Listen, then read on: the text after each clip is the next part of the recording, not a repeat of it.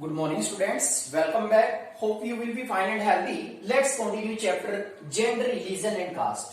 These are the three topics that is most sensitive topic in Indian politics. So today we are discussing or we are studying about the gender, religion, and caste. Gender, religion, and caste. As you know that Indian society is more male dominated. Women are discriminated in various part of life. So we have to be discussing all of these topic. You have to be know that a different type of a religion have to be followed in India, and India is a secular state. So let's continue about the topic. And our society base of division is caste. So these are the three topics that is very sensitive in our Indian politics. So let's continue about the topic. The first topic is gender. यानी कि gender को हम लोग कहते हैं लिंग. लिंग के बारे में रहेगा. These word denote male and female as is so here. Male and female यानी कि जनरली हम लोग बात करें जो जेंडर वर्ड है कहीं ना कहीं मेल और फीमेल को डिनोट करता है. मेल और फीमेल को डिनोट्स करता है. यहाँ पर generally as you know that Indian society is male dominated. भारतीय जो समाज है वो पुरुष प्रधान समाज है और जनरली हमें देखने को मिलता है कि कहीं ना कहीं जो वुमेन्स है वो कहीं ना कहीं डिस्क्रिमिनेटेड डिसएडवांटेजेस होती हैं हमारी सोसाइटी के अंदर. So these are the most sensitive topic in gender. As you know that in all sphere of life women are discriminated and disadvantages. So first of all we have to be continue the topic gender. Gender means male and female. As you know that the word have to be denote male and female. Male female को denotes करता है ये words. As you know that our society is male dominated and we have to be continue. Male are discriminated and disadvantages in various ways. Female है, female को कहीं ना कहीं discrimination का और कहीं ना कहीं जो डिसएडवांटेजेस होती है उनका सामना करना पड़ता है. Here we are talking about in which sphere of life that women are discriminated और disadvantages. The first topic we are talking about the literacy rate. You can say education. यदि हम लिटरेसी रेट की बात करते हैं, साक्षरता दर की बात करते हैं, as you know that women are discriminated और disadvantages. According to census 2011, the Indian literacy rate is 74.04%. 74% मान के चले आप लोग लगभग इसमें. लेकिन जो मेल है, मेल का लिटरेसी रेट क्या है? 82.1%. फीमेल का लिटरेसी रेट क्या है? 65.5%. तो आप लोग यहाँ पर देखेंगे कि कहीं ना कहीं वुमेन को डिस्क्रिमिनेशन का सामना करना पड़ा. यहाँ पर भी मेल का लिटरेसी रेट ज्यादा है, फीमेल का लिटरेसी रेट कम है. तो you must have to be remember the India के लिटरेसी रेट की बात करते हैं हम 74.04%. मेल का 82% रहता है और फीमेल का लगभग 65% है. तो यहाँ पर आपने देखा कि फीमेल के साथ एजुकेशन में भी most of the parents prefer to educate their male child. यानी कि ज्यादातर जो पेरेंट्स हैं वो मेल चाइल्ड को एजुकेट करना चाहते हैं. मेल चाइल्ड्स के ऊपर ही एजुकेशन के ऊपर ज्यादा खर्च किया जाता है. लिटरेसी रेट में भी कहीं ना कहीं आपने देखा कि जो फीमेल्स हैं वो मेल से बहुत पीछे हैं. Because our society is male dominated society. And the second is sex ratio. लिंग अनुपात की बात करते हैं.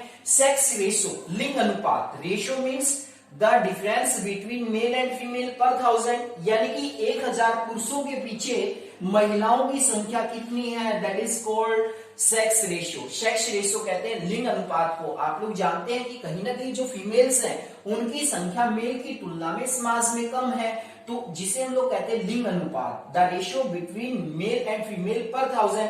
यानी कि 1000 पुरुषों के पीछे अगर हम फीमेल्स की बात करते हैं 1000 मेल एंड 940 फीमेल्स. यहाँ पर 940 रिप्रेजेंट करता है फीमेल्स को. तो कहीं ना कहीं सेक्स रेशियो की भी हम बात करते हैं तो फीमेल्स इसमें भी पीछे हैं. और there are many states in which ratio is 800 और 850. बहुत सारे स्टेट ऐसे हैं जहां तक हम सेक्स रेशियो की बात करते हैं ये 800 से लेकर 850 तक भी हमें मिलेगा. तो देख लीजिए कितना सारा डिफरेंस है यहाँ पर.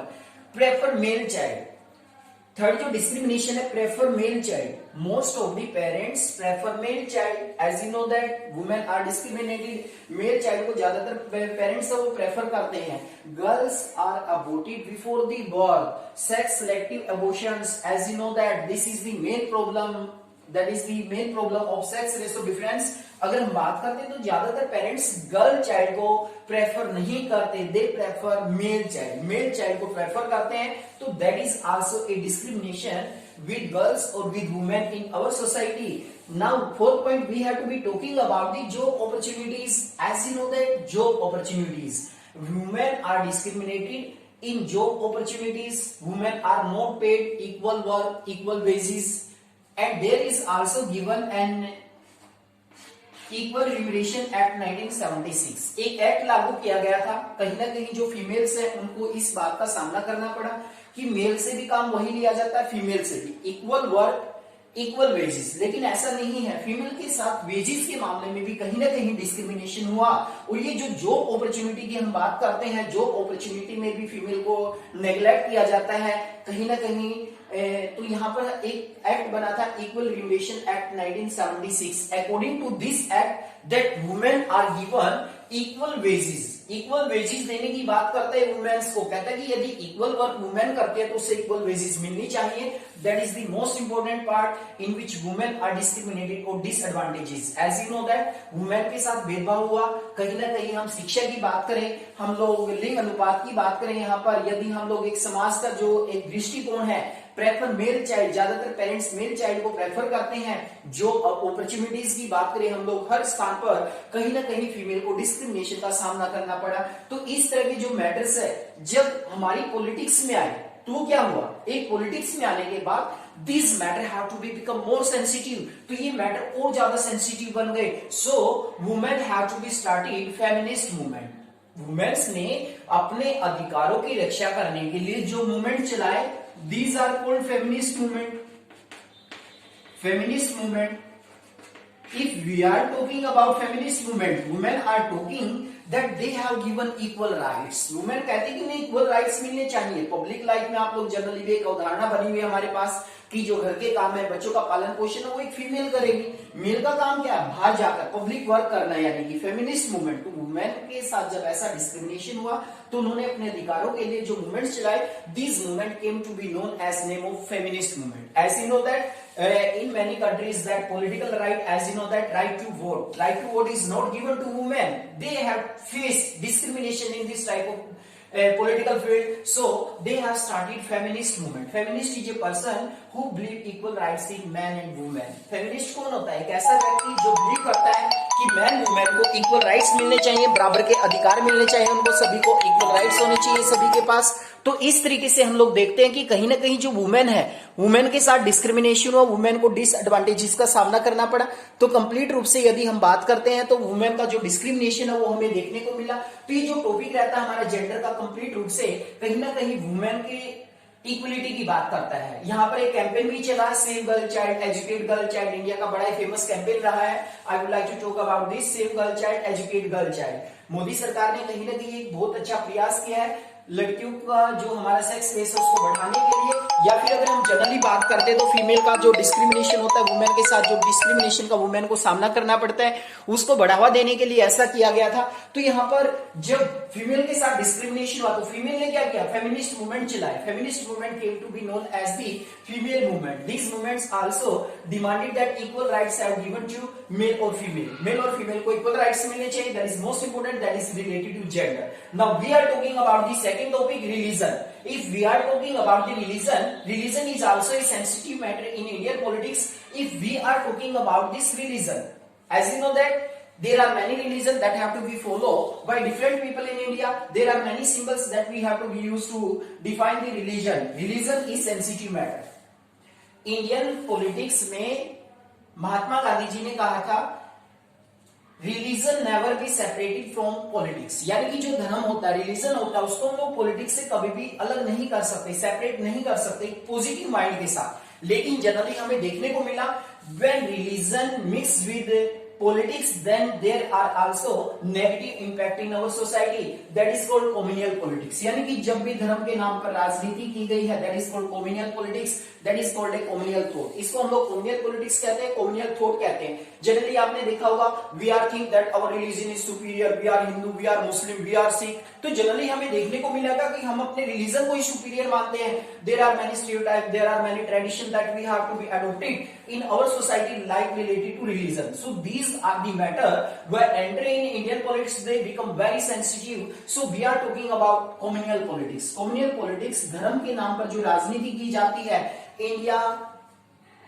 एंड पाकिस्तान, जो दो नए राष्ट्र बने थे ब्रिटिश इंडिया से, that is also an example of communal politics. Communal politics का सबसे बड़ा एक एग्जांपल है, एक जीता जागता एग्जांपल है। तो रिलीजन की जब हम बात करते हैं, as you know that religion के डिफरेंट टाइप होते हैं जो कहीं ना कहीं हमारी पॉलिटिक्स में हमें देखने को मिलते हैं। सो इन दीज मैटर का सॉल्यूशंस करने के लिए हमने क्या किया, हमने एक मॉडल एडॉप्ट किया, that is called secular state. Secular state, धर्मनिरपेक्ष राज्य के मॉडल को हमने अपनाया अकॉर्डिंग टू दिस, यानी कि इस मॉडल के अनुसार जो डिस्क्रिमिनेशन होता है वो किसी के साथ डिस्क्रिमिनेशन नहीं होता रिलीजन के नाम पर, ठीक है ना, सभी को बराबर समझा जाएगा, सभी को बराबर के राइट्स दिए जाएंगे।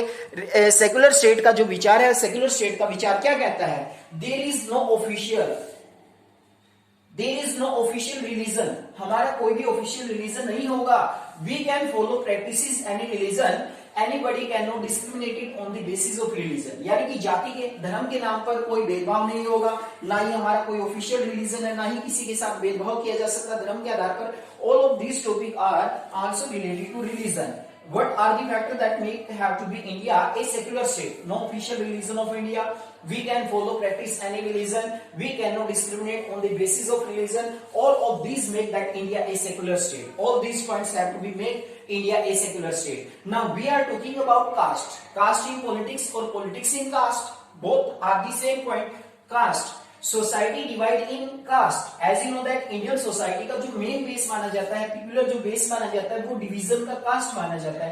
Cast politics, on the base of caste the politics have to be done, that is called caste politics. बहुत सारे राजनेता हैं कास्ट पॉलिटिक्स करते हैं, आप लोग जानते हैं कास्ट इन पॉलिटिक्स और politics in caste. There are mainly three points that we have to be explained in next videos about related to caste. So we are talking about the three factors that are breaking down the caste system in India. यहाँ पर हम बात करेंगे उन तीन factor के बारे में जो कास्ट सिस्टम को ब्रेक डाउन करने का प्रयास करते हैं। वो तीन फैक्टर कौन कौन से हैं जिन्होंने भारत से जातिवाद को कम करने का प्रयास किया। That is very sensitive problem, as you have seen many example that lower caste upper caste, we have also a ladder, एक लैडर की तरह सीढ़ी की तरह हम लोग कास्ट को भी डिवाइड कर देते हैं, upper caste, middle caste, lower caste. Lower caste you can से generally SC ST are think in lower caste, so they are discriminated in various part of life. So ये जो डिवीजन हमने किया है जातिवाद का, इसके आधार पर भी बहुत सारे भेदभाव हमें समाज में मिलेंगे देखने को। तो थ्री फैक्टर कौन से हैं जो ब्रेक डाउन करते हैं cast system in India. India के अंदर जो जातिवाद है उसको कम करने वाले थ्री फैक्टर कौन कौन से हैं जिससे जातिवाद कम हुआ है। These are the three factor: urbanization, शहरीकरण, as you know that most of the village people have migrated to cities, so that migration of these people also help in the breakdown of caste system in India. The second is literacy rate. If we are talking about the literacy rate, अगर हम literacy rate की बात करते हैं, हम साक्षरता दर की बात करते हैं, तो generally we have find that there is also breakdown caste system in India. जैसे लोगों में साक्षरता दर बढ़ने लगी तो कहीं ना कहीं हमें देखने को मिला कि साक्षरता बढ़ने से लोगों में क्या है, अवेयरनेस आने लगी, जागरूकता आने लगी। ऑक्यूपेशनल मोबाइलिटी यानी कि व्यवसाय का स्थानांतरण करना, ऑक्यूपेशनल मोबाइलिटी, ऑक्यूपेशन का स्थानांतरण करना। पहले क्या होता था, जनरली हमारे पूर्वजों का जो भी बिजनेस होता था, जो भी वर्क वो करते थे वही एडॉप्ट करने पड़ते थे। एक ब्राह्मण का बेटा ब्राह्मण बनता था, एक क्षत्रिय का बेटा क्षत्रिय बनता था। लेकिन आज के समय में क्या ऑक्यूपेशनल मोबाइलिटी हमें देखने को मिली है, यानी कि बहुत सारे लोग अब अदर ऑक्यूपेशन में काम करने लगे हैं। इस तरह से ये तीन मैटर हैं जो इंडियन पॉलिटिक्स के अंदर बड़े ही सेंसिटिव मैटर है। All of this topic are most sensitive and the most interesting topic that is related to Indian politics. और these are the three sensitive matter: gender, religion and caste in Indian politics. That is a chapter that have to be included in understanding level, so that you have to be understood about gender, religion and caste. All of these are very sensitive matter in Indian politics. So students, thank you.